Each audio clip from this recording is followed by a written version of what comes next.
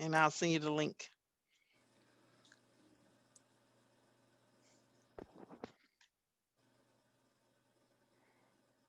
Mm. Welcome everybody to our YouTube live here. We are excited to be here with Dr. Martin L. Quick, who is a evangelist specialist with social media. We are so grateful that he has taken the time to be present with us on today. And so today is our second series of conversations about why I vote.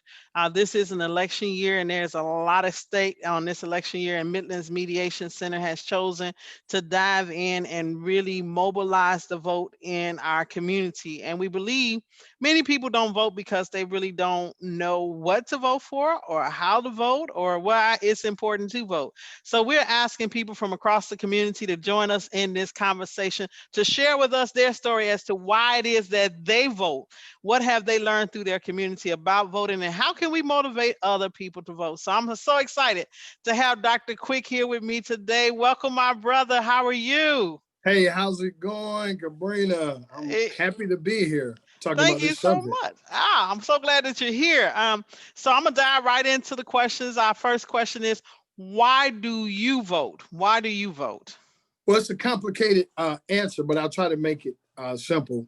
Historically, the reason why I vote is because my ancestors, my great grandfather, told me stories of how he made attempts to vote back in the 60s and how he was rejected. My grandfather only had a third grade education. So even when he had to sign, he would make a mark, he would make an X. And so he did everything he could with the limited amount of resources that he had, and he made it his absolute duty that he voted. And so growing up, I would see how he would go around the community. And that was the day that, we had schools out. So that was the day that we would ride around the community and pretty much go door to door. And he would give people rides to the polls. He would make sure that they voted, even though he had such a terrible time trying to just get the right to vote. So that's kind of where I learned to vote. Also, as a pastor, as a proclaimer of the good news, the gospel, I vote because voting is an act of faith. Well, if you know your Bible, you know there was a trial of Jesus, and so Pontius Pilate asked people to vote on whether or not we should keep Jesus, or whether or not we should set Jesus free, or whether or not we should allow Barabbas to die. The crowd voted. They said, "Give us Barabbas." So they chose the wrong person who was innocent.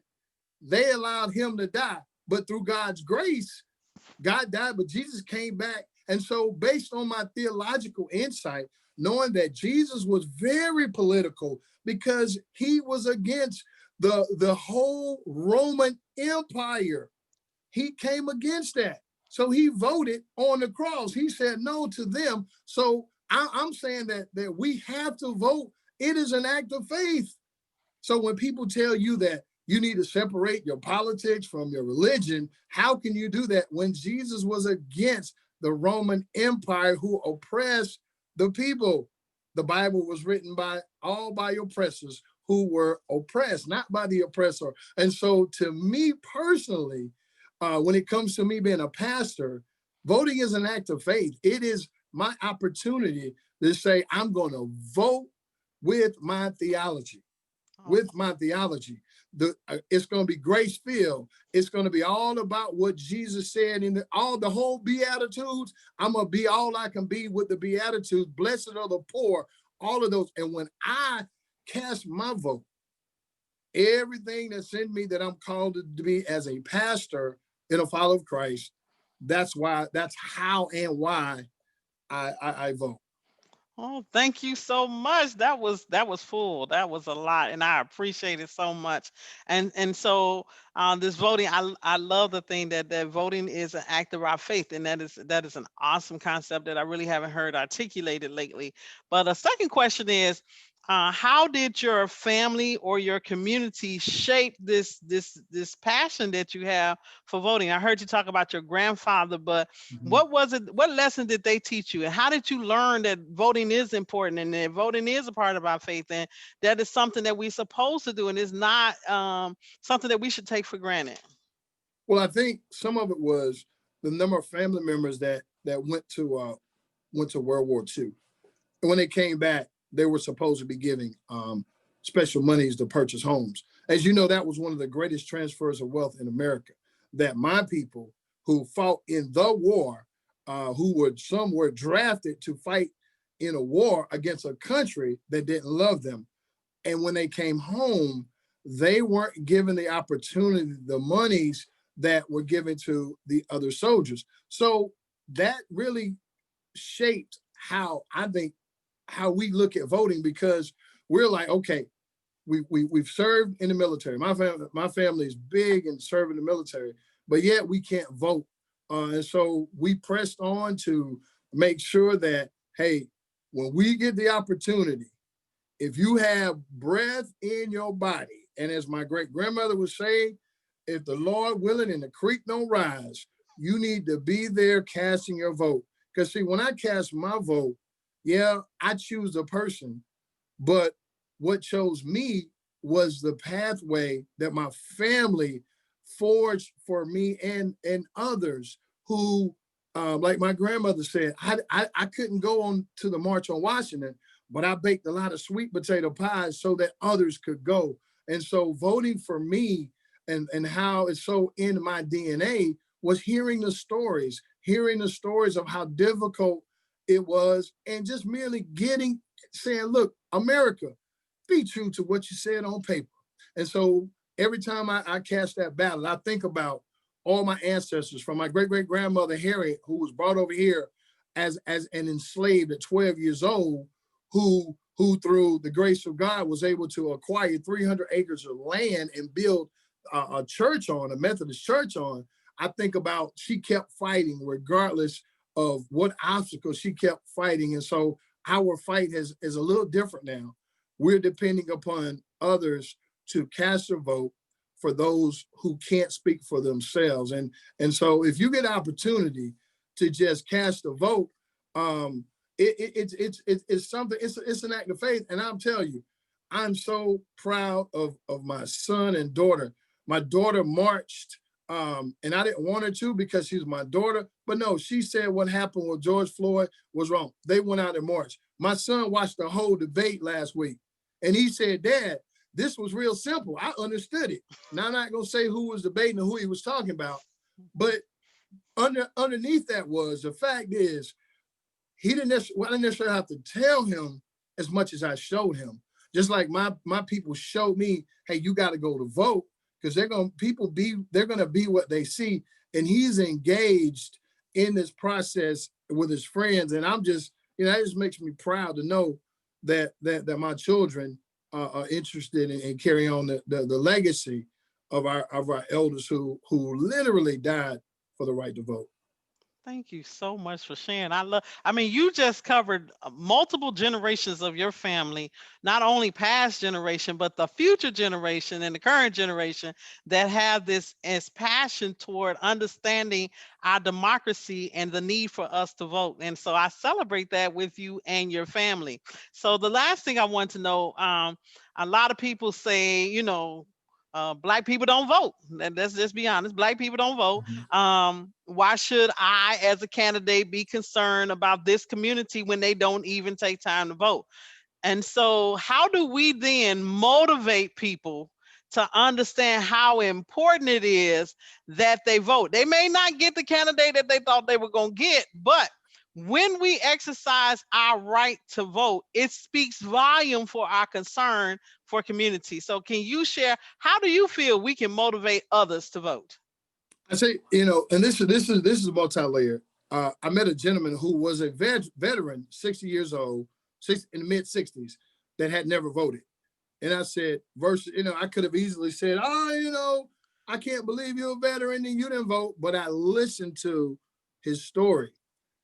And what I realized was he didn't really think, he really believed that his vote didn't count. Not in the sense of having the voice, but in a sense numerically.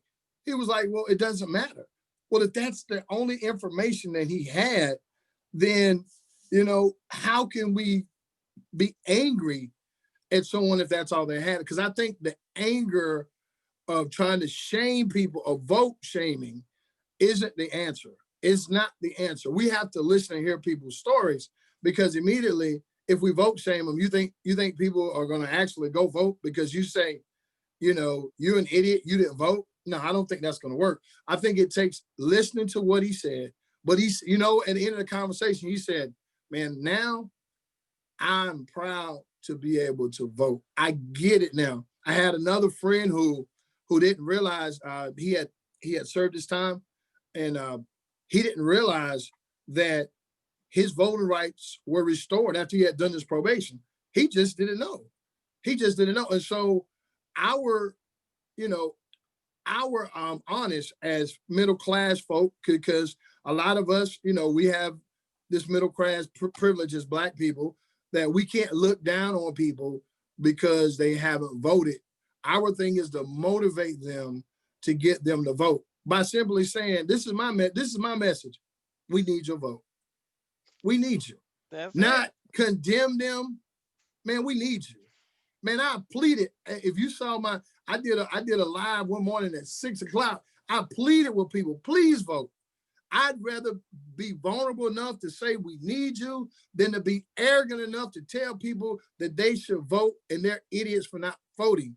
That's not, look, to the downtrodden, all you're doing is putting more fire on people who already feel that they're disenfranchised. If you live in a community where you haven't seen change and you're 28, 30, 40 years, can't you see how people could just be disenfranchised and say, well, it's not going to make a difference? They don't have the information. However, I do have the information. I am connected to folk like Cabrina Bass and like Thigpen and like Aaron Bishop, who will go out in the community and have a hot dog, a pig's feet, and a haircut in the community, who will talk to anybody about voting. That's how we do. We connect with folk. We don't disconnect by merely vote shaming people. And I will admit and be vulnerable to say, well, maybe I hadn't always seen it that way. That veteran changed my mind on a lot of perspectives when he said, I honestly didn't think my vote mattered numerically, meaning that if I cast it, they're not going to count it.